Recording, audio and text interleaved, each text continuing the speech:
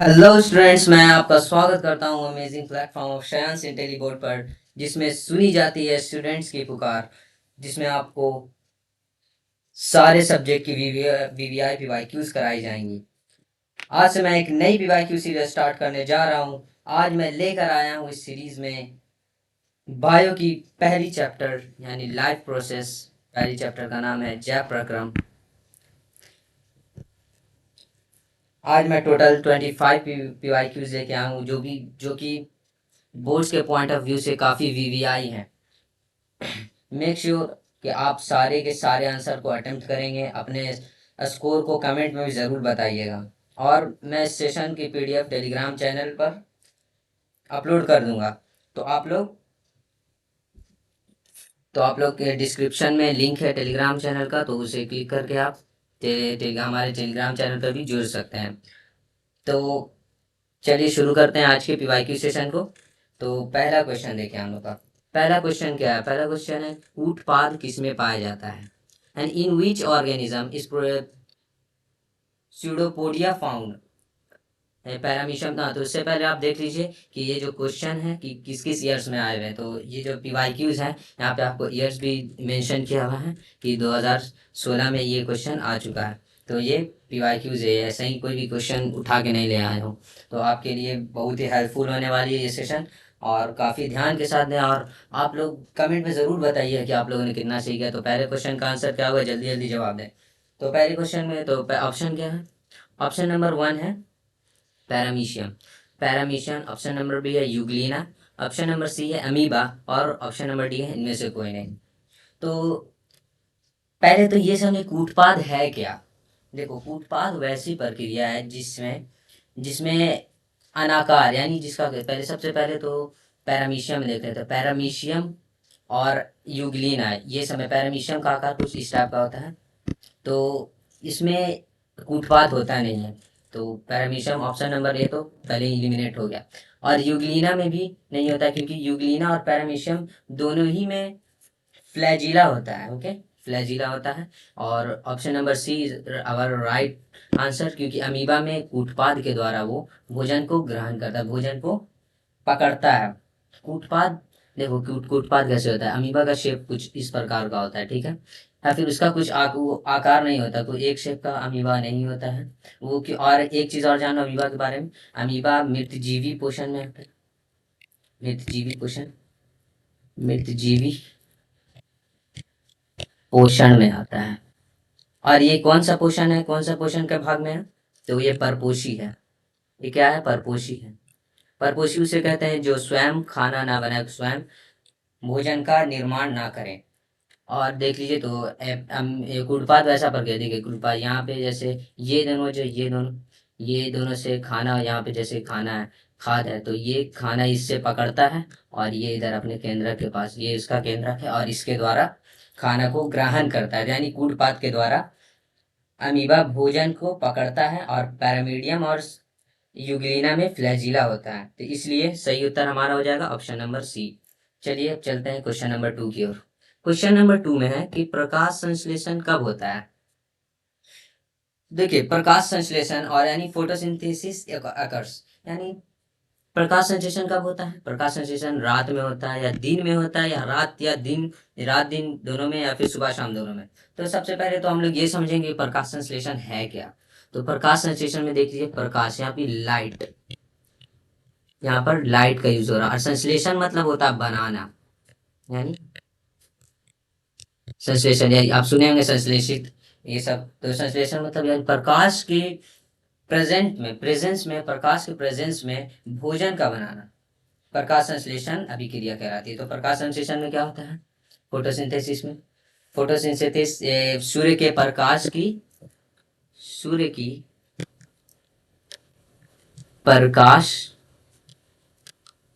की उपस्थिति में होता है। भाई बोलिए यार जल्दी, आप लोग ऐसे चुप क्यों हैं? तो आप लोग सही ऑप्शन मारे। तो सूर्य के प्रकाश की स्थिति में होता है। तो रात में तो नहीं होगा, क्योंकि क्या क्या भाई, रात में सूर्य उगता है क्या? तो रात तो पहले ही है। ये तो पहला ऑप्शन ऐसे ही इलिमिनेट हो गया। ऑप्शन नंबर 2 में है कि दिन में। हाँ तो भाई दिन ही में ना होता है, दिन ही में होता है, तो option number is our right answer. रात दिन में कैसे हो जाएगा, रात में भी दिन में, क्या दिन में सूर्य उगता है?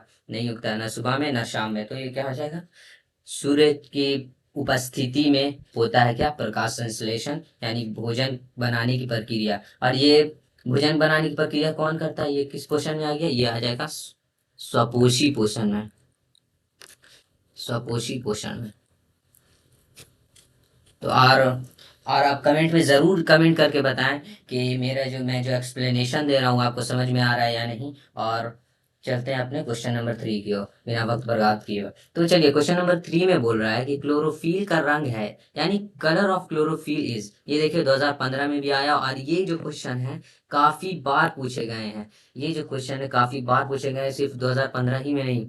तो ये इसे भी अपने इसे मार्क कर लें, और ये काफ़ी कॉमन क्वेश्चन है। तो क्लोरोफिल का रंग है, यानी क्लोरोफिल का जो रंग होता है वो कैसा होता है?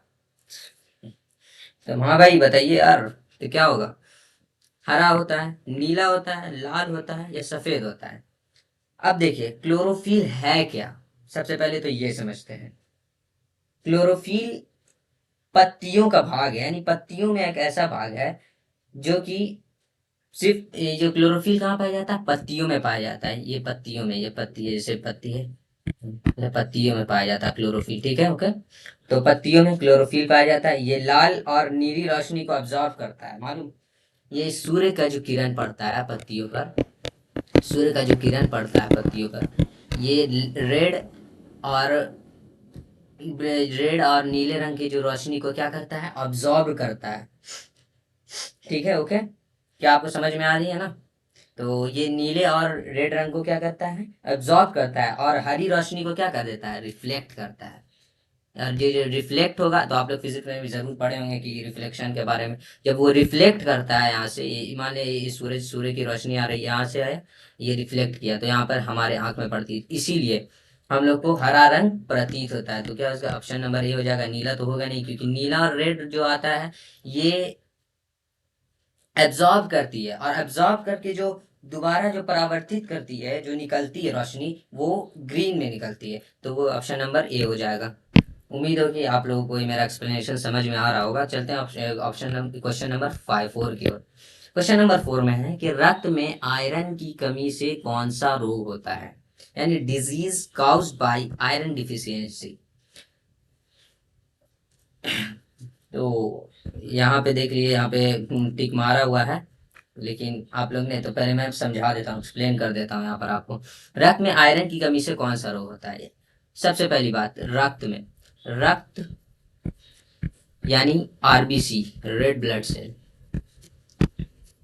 आरबीसी का फुल फॉर्म क्या है, रेड ब्लड, भाई क्या हो रहा है, red blood, red blood cell, okay. RBC में क्या क्या होता है, अब आरबीसी में क्या क्या होता है, रेड ब्लड सेल में ऑक्सीजन होता है, ओके, ऑक्सीजन होता है। और क्या क्या होता है, जल्दी बताइए, जल्दी बताइए, क्या क्या होता है। अब आप लोग अपना ऑप्शन टिक मार के रखें, आप लोगों को क्या लगता है इसके हिसाब से, बाकी मैं। और रक्त का रंग लाल किस कारण दिखता है, इसमें क्या होता है, हीमोग्लोबिन भी पाया जाता है, इसमें क्या होता है, हीमोग्लोबिन भी पाया जाता है रक्त में। रक्त में हीमोग्लोबिन भी पाया जाता है, ऑक्सीजन भी पाया जाता है, ओके। तो हीमोग्लोबिन, हीमोग्लोबिन से जो कमी होती है ना, वही बीमारी बताना है मुझे हम लोगों को। तो आयरन की, हीमोग्लोबिन मतलब रक्त में, और क्या क्या होता है, आयरन भी पाया जाता है, तो आयरन की कमी से जो रोग होता है उसे कहते हैं anaemia. Option number C our right answer. तो कौन कौन बच्चे ऑप्शन नंबर सी मारे हैं, जरूर में कमेंट करके बताएं हमें। चलें क्वेश्चन नंबर 5 की ओर। क्वेश्चन नंबर 5 में है कि कवक में पोषण की विधि है, यानी mode of nutrition in fungi. Fungi में कवक की कौन सी विधि, कवक में कौन सी पोषण होती है? देखिए मेनली तो पहले पोषण, पोषण दो प्रकार के होते हैं, यानी पोषण, पोषण कितने, दो प्रकार के होते हैं। पहला हो गया परपोषण, परपोषण, और दूसरा हो गया स्वपोषण।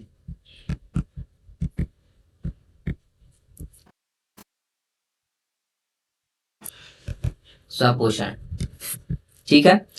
पहला प्रकार हो गया परपोषण, दूसरा वैसा। परपोषण वैसा पोषण है जिसमें दूसरे पे निर्भर रहते हैं, और जीव किसी दूसरे जीव पर निर्भर होते हैं। तो और स्वपोषण मतलब हो गया कि परपोषण वैसा पोषण है जिसमें जीव स्वपोषी पोषण पर स्वपोषी वाले पर निर्भर रहते हैं, और स्वपोषण पोषण वैसा पोषण है जो कि स्वयं भोजन का निर्माण करता है। ओके, तो अब बोल रहा कवक में पोषण की कौन सी विधि पाई जाती है?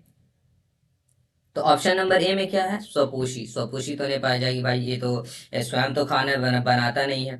अब देखते हैं संभोजी यानी होलोजोइक भी नहीं होगा। परजीवी, बताइए बताइए आप लोग, देखिए।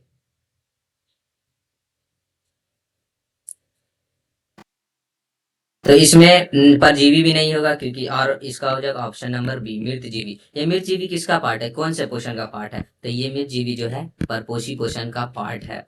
तो ये हो जाएगा मृतजीवी पोषण। चलते हैं अपने क्वेश्चन नंबर 6 की ओर। आई होप आप लोगों को समझ में आ रहा होगा मेरी एक्सप्लेनेशन, और आप लोग सही मार रहे होंगे, ऑप्शन को टिक सही कर रहे होंगे। चलिए आप ऑप्शन क्वेश्चन नंबर 6 की ओर। तो ऑक्सीन है, ऑक्सीन इज यानी ऑक्सीन क्या है? ये देखिए रिसेंटली यानी 2021 में पूछा गया है सवाल है। तो आप सोच सकते हैं, इससे आप अंदाजा भी लगा सकते हैं कि कौन कौन क्वेश्चन वीवीआई हैं और नहीं। और आप मेरा विश्वास रखें कि आप लोग अगर लगातार हमारे साथ जुड़े रहें, लगातार एग्जाम तक आप हमारे पीवाईक्यू सेशन को अटेंड करते रहें, पीवाईक्यू सीरीज में जुड़े रहें, आप बोर्ड एग्जाम में एकदम फोड़ के आइएगा, ये मेरा गारंटी है। चलिए तो क्वेश्चन की ओर चलते हैं। ऑक्सीजन क्या है? तो ऑक्सीजन है क्या? वसा है? वसा तो नहीं है। एंजाइम भी नहीं है। क्या ये कार्बोहाइड्रेट है? तो कार्बोहाइड्रेट भी नहीं है ऑक्सीजन। तो ऑक्सीजन है क्या? ऑक्सीजन किस बला का नाम है? सबसे पहले तो ये समझेंगे ऑक्सीजन क्या है। ऑक्सीजन एक हार्मोन है। Option number C our right answer. अब मैं आपको समझाता हूँ हार्मोन। ऑक्सीजन जो है, ऑक्सीजन क्या है, सबसे पहले तो ये समझेंगे। ऑक्सीजन एक हार्मोन है, ठीक है। क्या है? हार्मोन। ये कौन सा हार्मोन है? प्लांट ग्रोथ हार्मोन है। प्लांट ग्रोथ हार्मोन यानी पौधों को जो बढ़ने में जो मदद करता है, जो हार्मोन, ये क्या है? प्लांट ग्रोथ हार्मोन है। ओके, ये क्या करता है? ये कोशिकाओं की लंबाई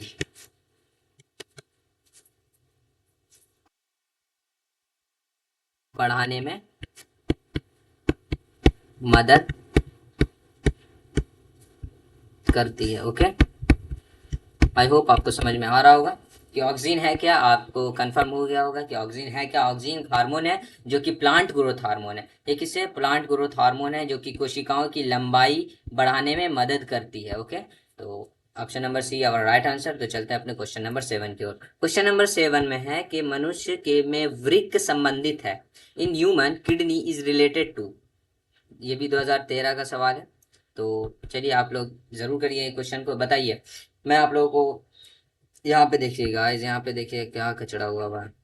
कोई बात नहीं, कोई बात नहीं, अब मैं बताता हूँ इसका एक्सप्लेनेशन। यार क्वेश्चन सिर्फ ये ऑप्शन रटने से नहीं होता है यार, अब उसे समझना भी होता है। तो देखिए मैं आपको समझाता हूँ वृक्क किससे संबंधित है।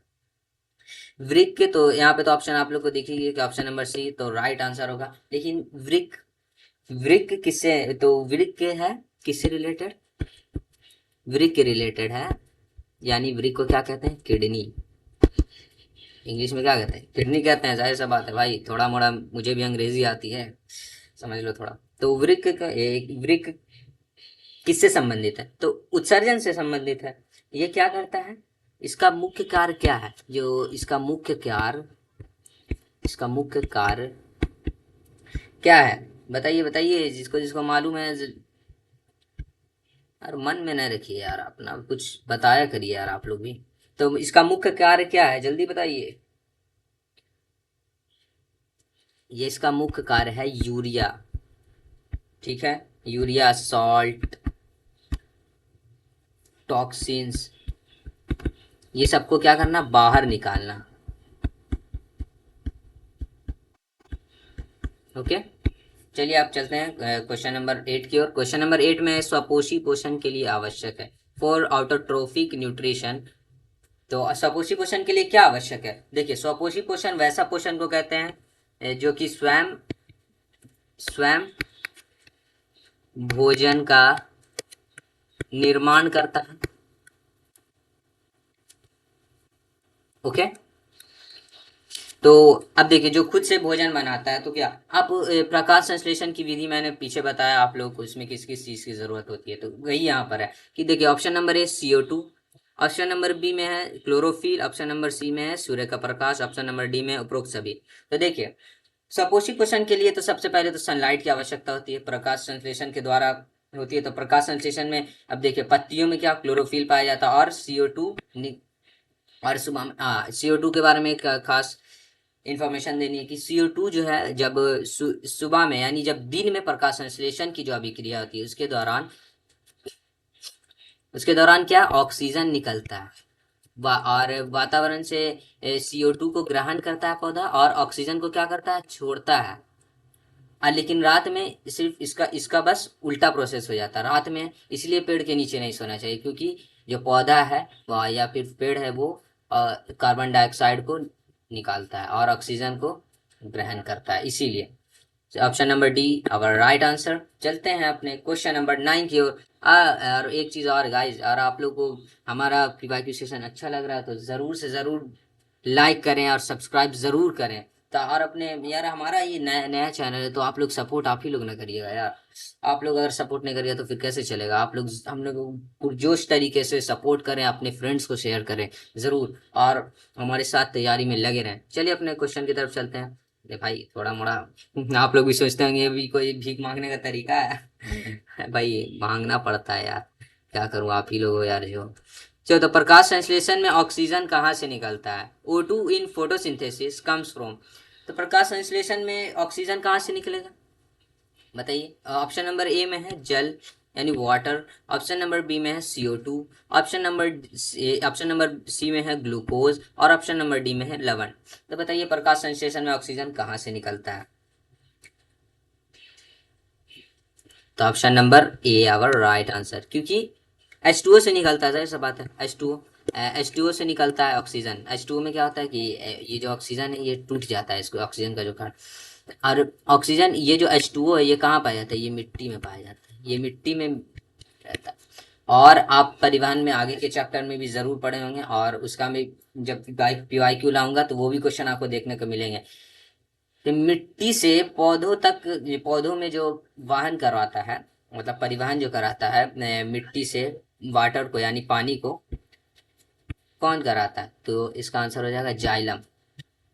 जाइलम करवाता है। ओके, चलते हैं ऑप्शन नंबर ये क्वेश्चन नंबर 10 की ओर। क्वेश्चन नंबर 10 में है कि क्लोरोफिल में पाया जाने वाला धातु है। देखिए, मेटल इन क्लोरोफिल, जरा सा बात है। तो क्लोरोफिल में कौन सा मेटल पाया जाता है, ये वही पूछ रहा है आप लोगों से। तो ऑप्शन नंबर बी में है लौ, ऑप्शन नंबर सी में तांबा, ऑप्शन नंबर डी में है सोडियम।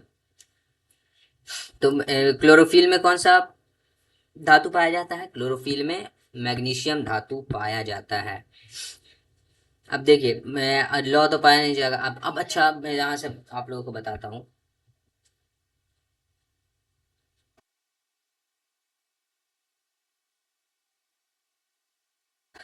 ठीक है, अब चलते हैं क्वेश्चन नंबर 11 की ओर। क्वेश्चन नंबर 11 में है कि मनुष्य का प्रमुख उत्सर्जन अंग है, यानी major excretory organ in human.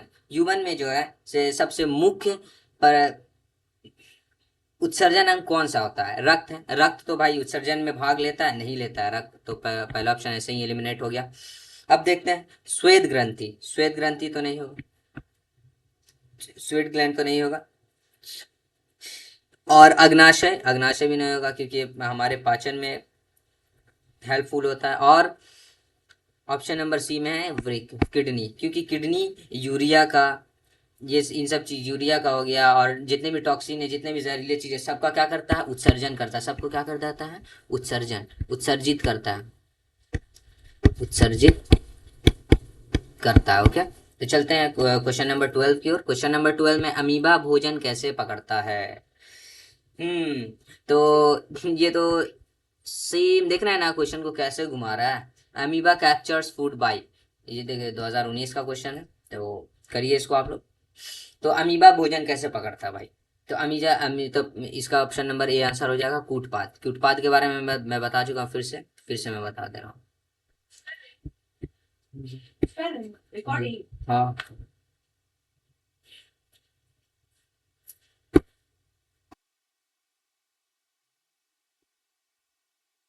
तो अमीबा भोजन को कैसे पकड़ता है भाई?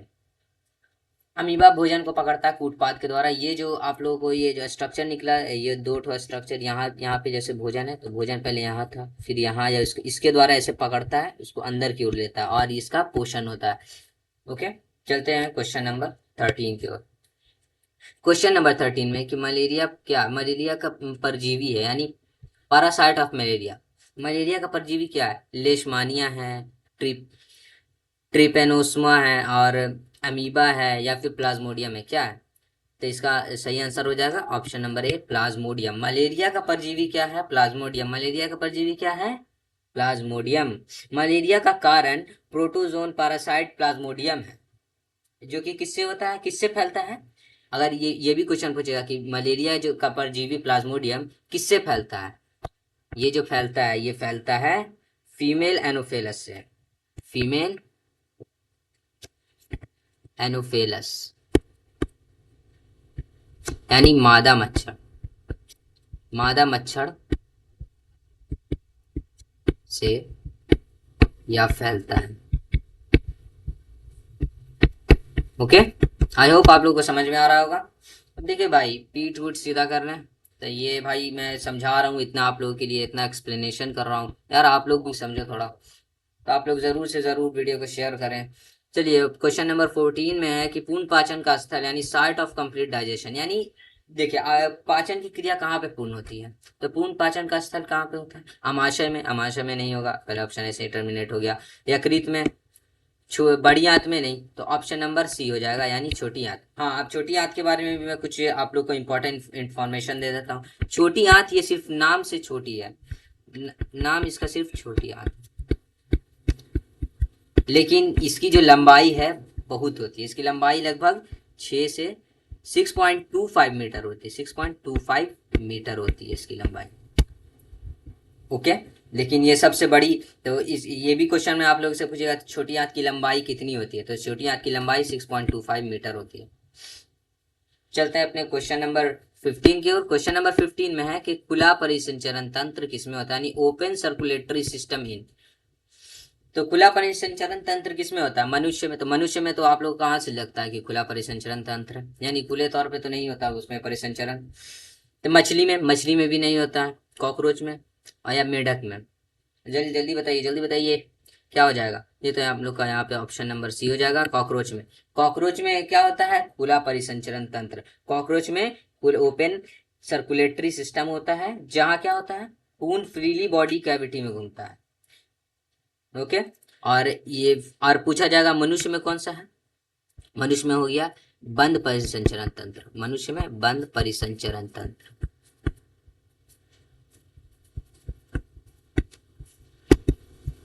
और मेढक में भी बंद परिसंचरण तंत्र होता है, और सिर्फ कॉकरोच में क्या होता है? खुला परिसंचरण तंत्र होता है। चलते हैं अपने क्वेश्चन नंबर 16 की ओर। क्वेश्चन नंबर 16 में है कि कार्बोहाइड्रेट प्रोटीन वसा उपापचय नियंत्रित करता है, यानी मेटाबॉलिज्म जो रेगुलेटर कौन करता है, यानी कार्बोहाइड्रेट प्रोटीन और वसा का उपापचय कौन करता है? उपापचय कौन करेगा?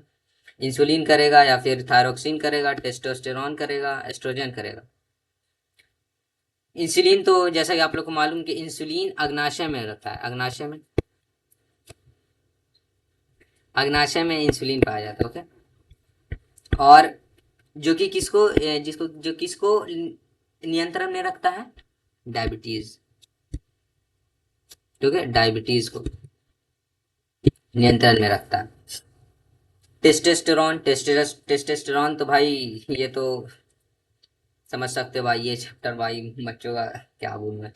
एस्ट्रोजन भी नहीं होगा, तो ऑप्शन नंबर बी हमारा सही आंसर हो जाएगा, थायरोक्सिन। क्योंकि थायरोक्सिन एक ऐसा ग्लैंड है, एक ऐसा ग्रंथि है, जो कि बॉडी में क्या करता है? मेटाबॉलिज्म को रेगुलेट करता है। और अगर क्या करता है? कार्बोहाइड्रेट प्रोटीन और वसा को क्या करता है? ब्रेक डाउन करता है और कंट्रोल करता है।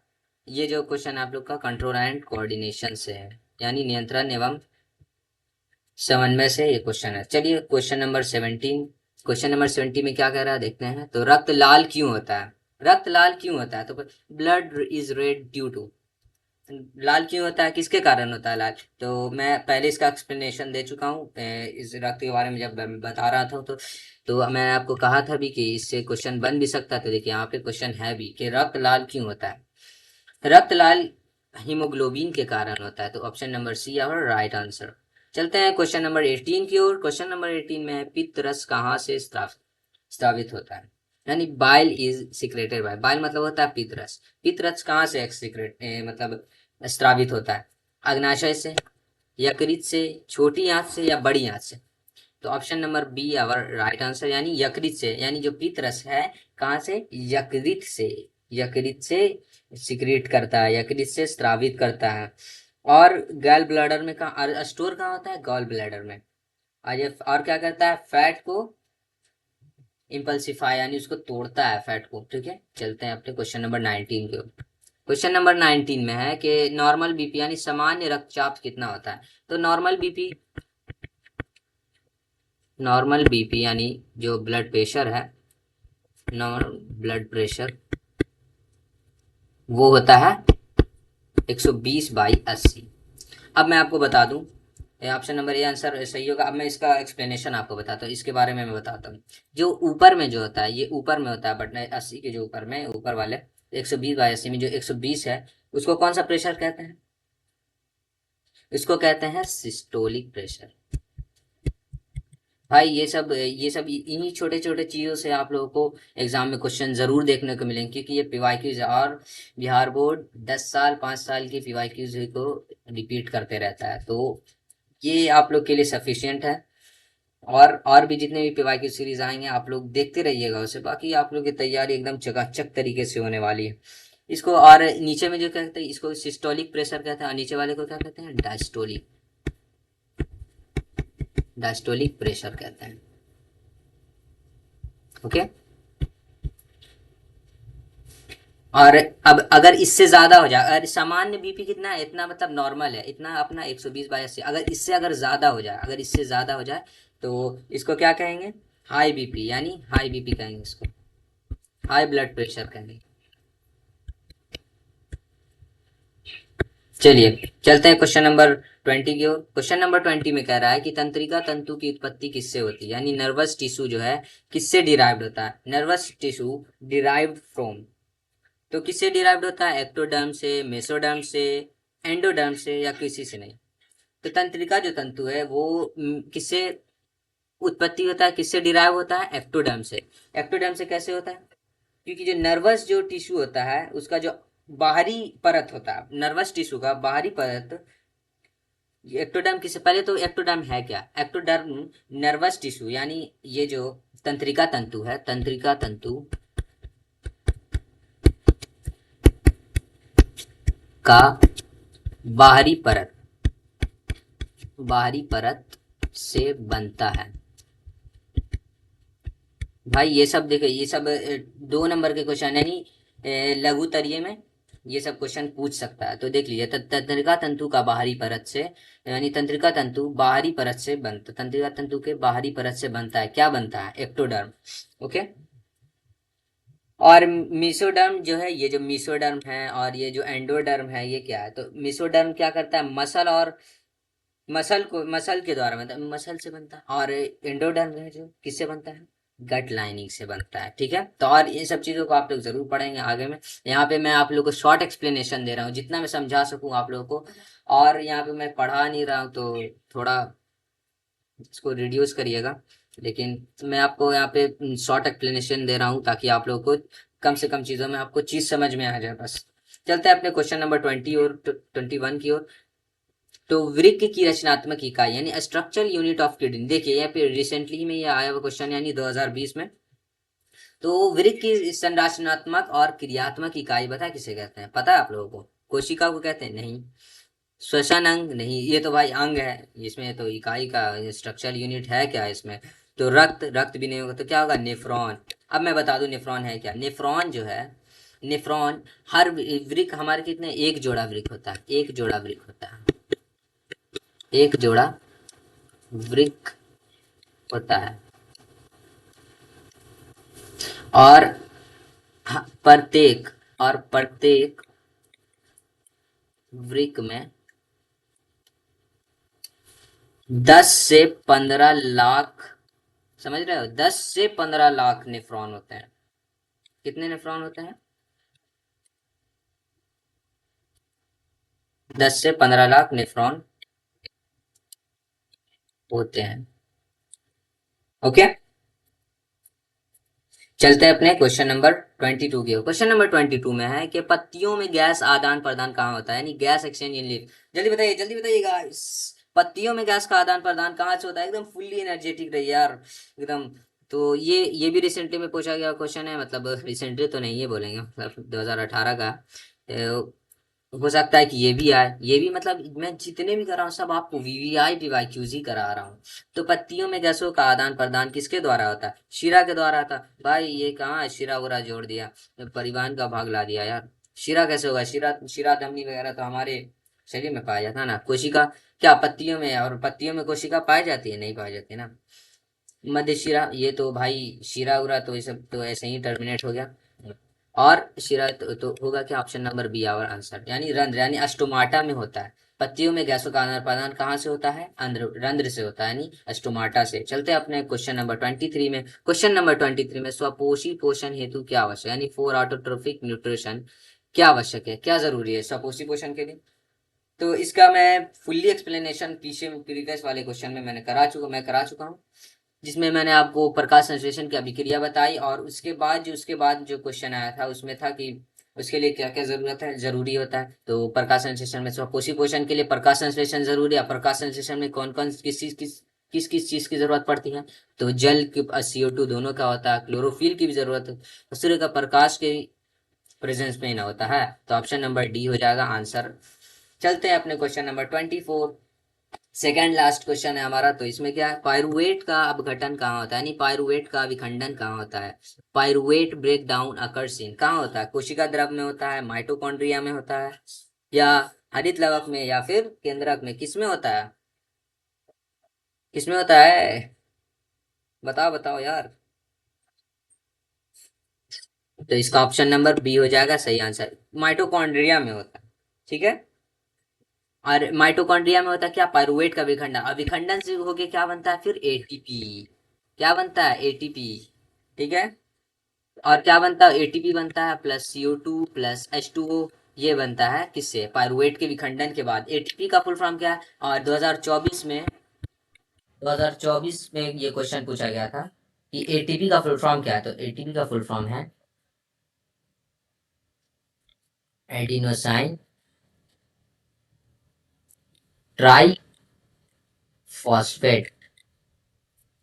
ओके, आई होप आप लोगों को हर चीज समझ में आ रही होगी। चलते हैं अपने 25 और सबसे आखिरी पीवाईक्यू सीरीज, पीवाईक्यू के सबसे आखिरी क्वेश्चन पर। तो क्या है, पौधे हरे क्यों दिखते हैं? तो why do plants look green? ये भी रिसेंटली का क्वेश्चन ही है, रिसेंटली ही आया हुआ है, यानी 2021 में ही आया। क्या बोल रहा है कि पौधे हरे क्यों दिखते हैं? पौधे किसकी वजह से हरे दिखते हैं? रंध्र, स्टोमाटा तो नहीं होगा। ऑप्शन नंबर ए खत्म। ऑप्शन नंबर बी में क्या है? क्लोरोफिल। ऑप्शन नंबर सी में क्या? पत्तियां। पौधे पौधे हरे क्यों दिखते हैं भाई? बताओ बताओ। लवण, लवण साल्ट कहाँ से आ जाएगा भाई? साल्ट कहाँ से आ जाएगा? एसिड बेस पढ़ा रहे हो क्या, या केमिस्ट्री पढ़ा रहे हो? क्लोरोफिल की वजह से होते हैं। Okay, option number B our right answer. पौधे हरे किस लिए दिखते हैं? क्योंकि क्लोरोफिल होता है। और क्लोरोफिल के बारे में मैंने क्या बताया, इसलिए हरे दिखते हैं क्योंकि जब पत्तियों जब पत्तियों में सूर्य का प्रकाश पड़ता है, जब सूर्य का प्रकाश पत्तियों में जब पड़ता है तो ये किस किस रंग को एब्जॉर्ब करता है? नीला। नीला प्लस लाल रंग को एब्जॉर्ब करता है, और रिफ्लेक्ट कौन सा रंग कराता है? रिफ्लेक्ट कराता है ग्रीन रंग, यानी कि इसमें कौन सा? हरा। हरा रंग हम लोग को रिफ्लेक्ट रिफ्लेक्ट कराता है, इसलिए हम लोगों को क्लोरोफिल की वजह से क्या, हम लोग को पत्तियों का रंग हरा दिखता है, पौधे हरे दिखते हैं। ओके, आई होप आप लोगों को ये पीवाईक्यू सेशन जो है अच्छा लगा होगा। और एक चीज मैं बोल दे रहा हूँ यार, कि आप लोग यार चैनल को लाइक सब्सक्राइब जरूर करें, और ज्यादा से ज्यादा शेयर करें। ज़्यादा से ज़्यादा जो अपने दोस्त हैं, अपने जो रिश्तेदार में जो लोग क्लास 10th में इस बार एग्ज़ाम देंगे 2026 में, उन लोगों को ज़रूर बताएं हमारे चैनल के बारे में। और यहाँ डेली पीवाईक्यू सेशन लाए जाएंगे आप लोगों के लिए।